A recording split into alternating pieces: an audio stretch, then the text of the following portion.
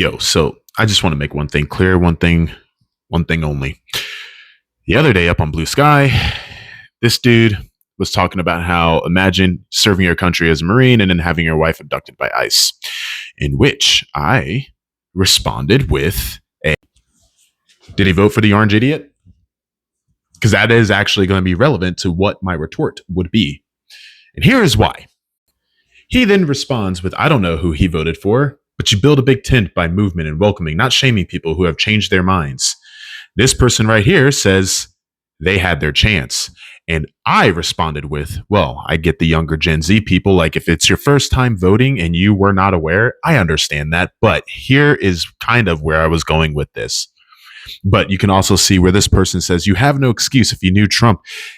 If you were too young to vote, even at 13 years old, people should know that Trump is an a-hole, even back in 2016, in which the Joe guy goes on to say, your male prefrontal cortex isn't even fully formed until the age of 25, which is why so many young men make loads of bad decisions. But I respond with, I knew Obama was better than McCain when I was first able to vote back in 08.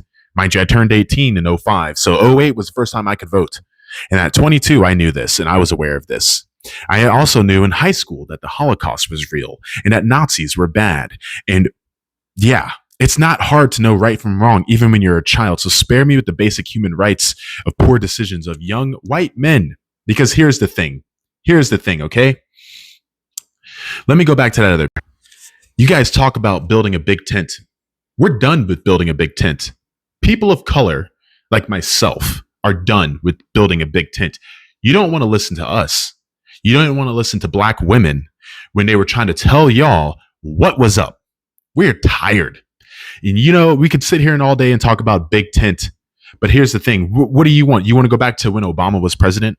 So, okay, let's go back to when Obama was president, when you had the Tea Party marching around in the streets with an effigy of him hanging.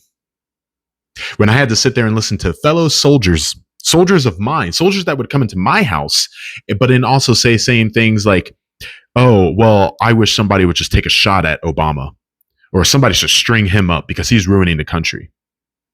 In my own house. And you know what happened to those soldiers if they got reported about the comments they were making? Oh, don't do that again. Don't say that again. But let me, or anybody that looks like me, say that about Trump, and you get the first warning is the, hey man, you should really tone it down.